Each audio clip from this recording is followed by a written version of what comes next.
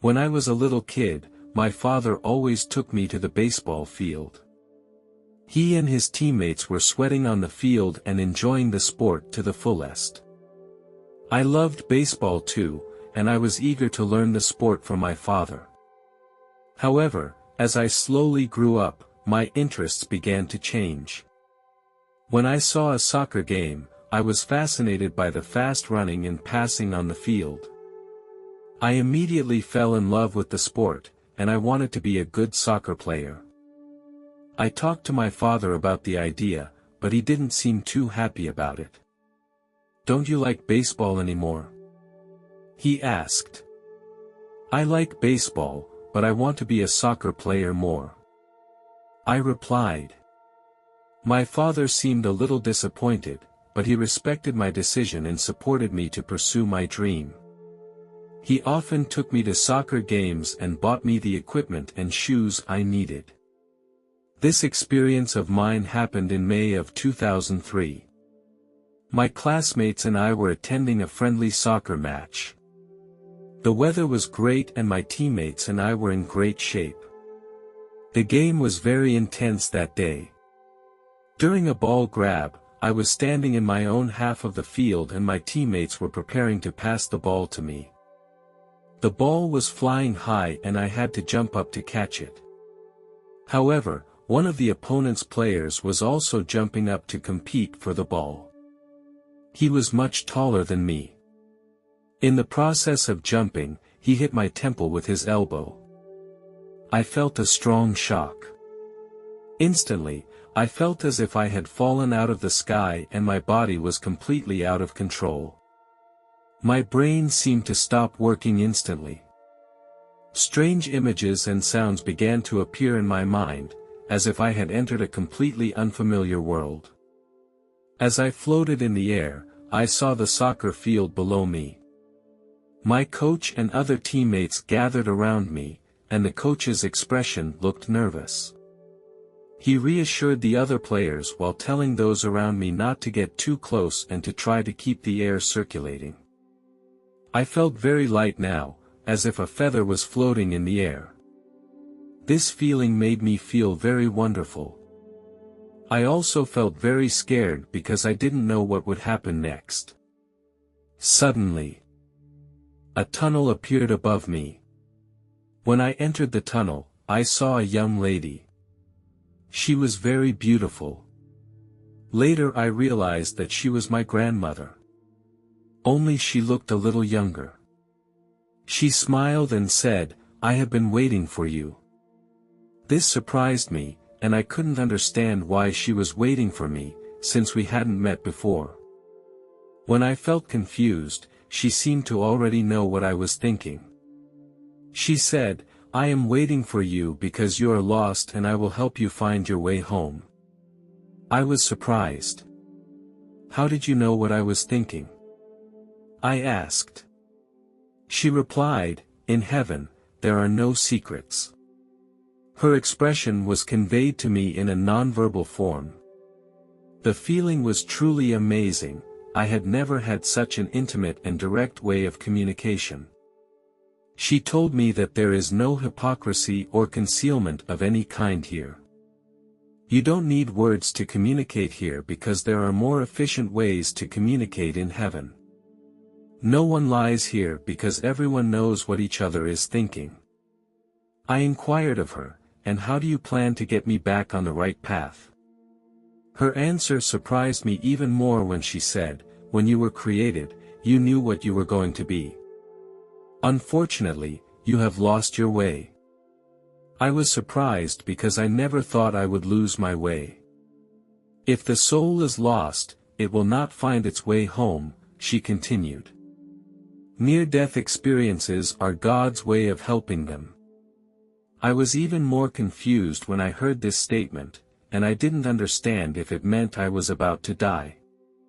She seemed to sense my unease and she reassured me, "Don't worry, my child, this is just a wake-up call. You must gain strength from it and find your way again. Some souls will choose to stay in heaven and give up their life on earth for a while. And some souls will choose to return to Earth to continue their lives and return to their families. She explained that God loves all His children. He wants them all to fulfill their mission. He won't judge them if they don't succeed the first time. He will keep giving them chances until they have fulfilled their mission. I asked her, "But I don't know now what kind of person I should be. And what do I need to do next?" I was a little surprised and disturbed when she told me that I had to talk to my father. I asked her, "Does this mean I have to talk to God? He should be very busy, right?" She led me to a huge staircase. I didn't see God, but I could hear His voice. He called out my name and then welcomed me by name. I was amazed because it was the first time I had ever heard God's voice. His voice was so warm and comforting that it made me feel very relaxed. He told me that He was always watching over me. I felt very shocked inside because I never thought I would be watched by God. I immediately felt very small and God was so great. God said, "Do you remember what you asked me to discuss before?" I couldn't answer Him because I didn't remember ever talking to Him. God gently put His finger on my forehead, and then I began to remember what had happened before. I used to have a dream to become a professional soccer player. I spent a lot of time and energy chasing that dream, but ultimately failed. When I came back here, I realized it wasn't what I really wanted. I wanted to be a lawyer with integrity and provide legal assistance to those who could not afford to defend themselves. I expressed my thoughts to God. He told me that it was a noble desire and that He would always support me and help me achieve this dream. I said to God, "I know what I should do now. I am ready to go back." A smile appeared on God's face and then said, "I will also give you another option. If you feel that this life is a failure now, you can also stay. You can also try to return to earth life again later. In heaven, time is not a problem, and we will always wait for your decision." I asked God, "What will happen to my family if I stay?" God replied, "Your family will come here to reunite with you after you finish your own mission." But God also reminded me that if you stay here, your mother will be very sad. Hearing these words made me feel conflicted. I like the feeling of being here. But I also don't want to make my mother sad. God said that He would support me no matter what I choose. I decided to go back to Earth and be with my family. Before I left, God told me that He would always be watching me wherever I went. He also reminded me that love exists within everyone and that I can feel it all the time if I want to. When you finish your mission, there will be a place for you in heaven. The lady next to me asked me if I was ready to go back. I nodded and replied, "Yes, I am ready." She said to me, "After you go back, say hello to your mother for me and tell her that I love her." I asked her in surprise, "How do you know my mother?" She didn't answer my question, she just said, "You will get the answer after you tell your mother about it." I didn't understand what her words meant, but I thought she must have her reasons, so I promised her that I would convey this information to my mother. I suddenly appeared in a hospital room. I was lying on a hospital bed. Family members and medical staff were all around me. Looking at my own body, I did not feel fear. I felt very calm. Suddenly, I felt myself being pulled back into the real world. I heard the sound of someone talking around me. When I opened my eyes, I saw my mother. My mother had been crying. She saw me open my eyes and hugged me excitedly. What was happening here? I asked the paramedics around me. "It's okay, you're going to be fine. You have a mild concussion." I told my mother that I had met a lady in heaven. She told me to say hello to you. Mother's eyes were filled with surprise and confusion. She asked me who the lady was and I told her I didn't know. This confused the mother even more. The nurses around me were also looking at me, and they obviously thought I was lying. I realized that it was probably not a good idea for me to tell anyone else about my experience in heaven. When I got home, my mother was eager to know more details about the lady, and she asked me to describe her appearance and characteristics. As I described it, my mother gave a surprised look. Finally, my mother went into the storage room, as if she was looking for something. I asked her what she was doing. She didn't answer me. About half an hour later, she held a picture in her hand. My mother asked me if this was her. I took the picture and saw that it was the same lady I had met. Her smile and appearance were exactly the same as I remembered. I was surprised and asked my mother, "Who is this?" My mother choked up and said, "She is your grandmother." My mother explained that my grandmother had passed away 8 years before I was born. She was a very kind and benevolent person who spent all her energy on her family. I realized that I had met the grandmother I had never met. She gave me guidance and comfort. This experience made me believe that deceased loved ones are somehow interconnected with us. While in college, I chose to major in law. I completed my studies with honors. I was also actively involved in various charity activities on campus, hoping to make my contribution to society. This is what I always wanted to do. After graduation, I joined a charity organization and became a volunteer. I use my free time to provide free legal assistance to those in need. I always believe that the law should be fair and everyone should be treated justly. I receive emails from many people every day. I will answer each email carefully and do my best to help them solve their problems. In the process, I feel that life is very fulfilling. I knew I was doing something worthwhile. I did not forget my commitment to God.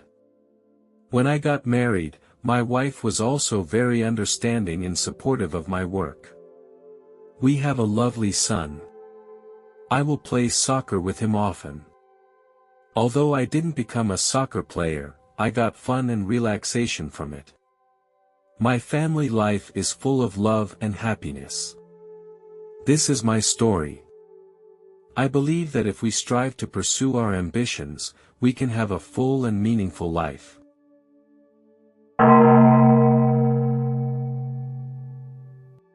On April 3, 2008, I was doing housework at home. Suddenly I felt a severe pain in my abdomen, as if something was burrowing in my stomach. The pain became more and more intense and I could hardly bear it and finally passed out. When I woke up, I found myself in the hospital with my husband at my bedside. The doctor told me that my condition was serious and that it was acute appendicitis. The doctor explained that the appendix is a small tube-like organ located at the end of the appendix. If it becomes infected or blocked, it can cause inflammation and pain. If left untreated, the appendix can rupture, leading to serious complications or even life-threatening conditions. My doctor told me that I would need to undergo excisional surgery to treat my appendicitis. I was concerned about the risks of the surgery, and the doctor assured me that it was a routine procedure with minimal surgical risks. After careful consideration, I agreed to undergo the surgery. That afternoon, I underwent the surgery. The surgery went well. The doctor made a small incision in my abdomen and then removed the appendix through an endoscope. After the surgery, the doctor told me that everything had gone well and that my appendix had been completely removed. Although the procedure went well, I needed to stay in the hospital for a while to make sure I was fully recovered. During this time, the doctor discovered that my wound was infected. The doctors needed to perform a second surgery on me. They tested the fluid in the infected area and found staph bacteria in it. My second surgery began. The doctor gave me an anesthetic, but after a long time, I could still hear sounds around me. I heard the doctors sighing as they talked about my little 2-year-old daughter, whom I may never see again. They also talked about my family, my father, and my husband. Why are they talking about me and my family like this? I'm still alive, they shouldn't talk like that. Don't they know I can still hear them? I felt very confused and angry. My situation was not good at that time. Most of my body was invaded by staph bacteria. It was very complicated to completely eliminate this bacteria. During the first surgery, no one knew the cause of my infection. The tools used by the doctors were sterilized. I woke up in the intensive care unit. I opened my eyes and found my family gathered around me, their faces full of sadness. I had an oxygen tube inserted into my throat and had no way to communicate with them. I wanted to tell them, "It's not that bad, I feel fine." The doctor asked me how I was feeling and I made a victory gesture. The doctor walked out of the room to talk to my parents. I heard their conversation. "What does she have, doctor? What should we do now?" My mother asked anxiously. The staph had just started to spread, but it was very dangerous. My husband asked the doctor, "How serious is it?" The doctor replied in the affirmative, "Very serious. The doctor says I may now have brain damage. We are considering some kind of antibiotic to treat the bacteria in her body. We have 2 options to give her antibiotics, but there are also risks associated with this approach. If we drop the treatment, you will lose her in a few days." My parents and husband went home sad. Because there was no extra bed for them in the hospital. My throat felt very sore. I wanted to tell the nurse next to me, but I had no way to speak. I asked the nurse to give me a pen and a piece of paper. I told the nurse, "My throat hurts." The nurse in charge of me touched my head and said, "It's normal to be a little uncomfortable, but she can't take the tube off." About 2 hours later, I experienced the most memorable event of my life. One nurse said to another nurse that she was going to pick up her daughter from school. After a while, the second nurse said to me, she was leaving for a while, she was just going to get a drink of water. Not long after the nurses left, I felt my breathing start to become difficult. As some sputum was produced, the tube was blocked. It prevented oxygen from reaching my lungs. I had no way to call out loud. My body squirmed and I couldn't do anything. A few seconds felt like hours. Just at the same time, the alarm sounded. A large group of doctors and nurses entered my room. I heard their panicked screams. They were calling for a team of specialists. They seemed to be shouting like madmen. I could hear everything, but I couldn't breathe anymore. The doctor put some fluid in a tube to try to suck out the phlegm. I stopped breathing and my heart stopped beating. Then, I left my body. When I opened my eyes again, I saw myself floating in the air in my hospital gown. I now felt very relaxed and the pain was gone. I could see my body and many doctors were surrounding it. Suddenly, I felt a mysterious force descending from above. It was coming closer and closer to me and seemed to be taking me out of this world. I felt very scared and didn't know what to do. I kept resisting because I didn't want to leave my family and my body. I was afraid that if this force took me away, I would never come back. But the power was too strong. All my resistance was useless. Eventually, I gave up and realized that I was going to leave this world. Finally, I was taken away by this force. I started a wonderful journey. I saw a very huge tree, the top of which I could not see.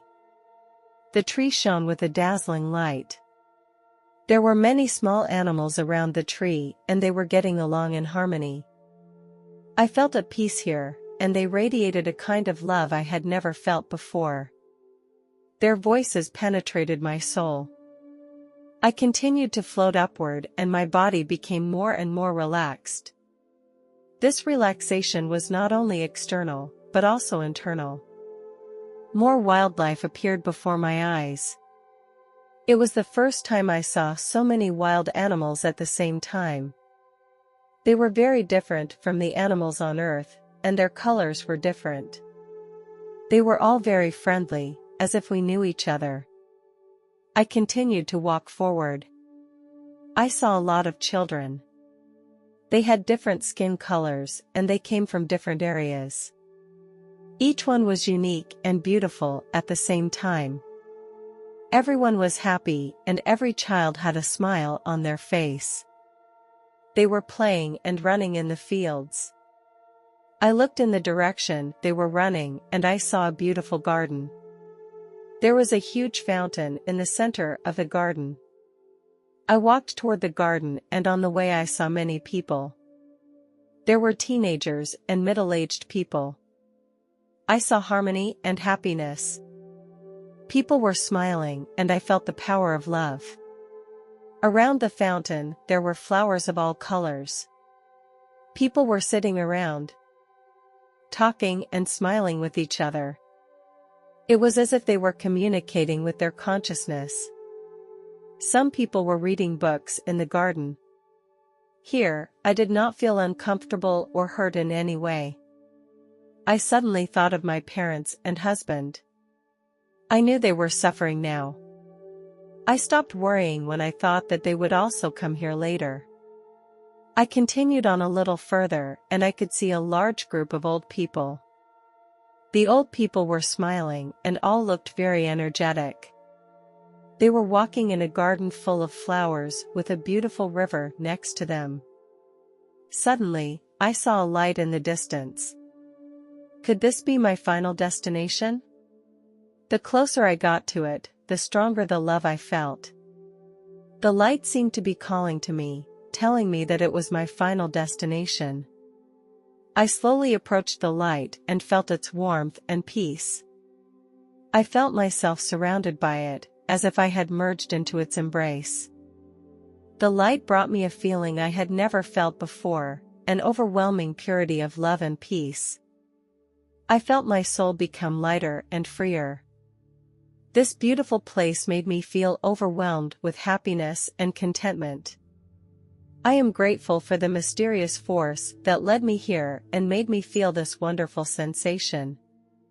I felt a hand touching the top of my head. In this moment, I was overwhelmed with intense love.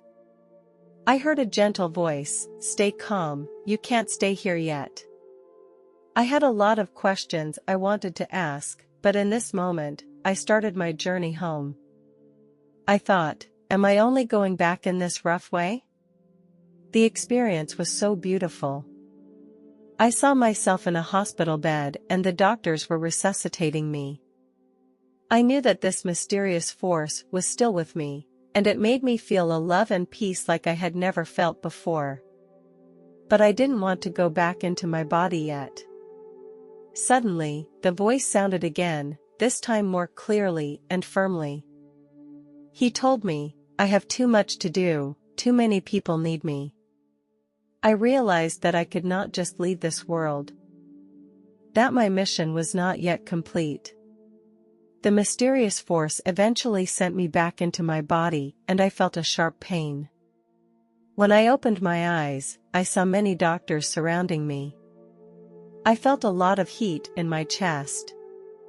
At this moment I started to shout, "No! I don't want to go back, I don't want to go back." No one heard me.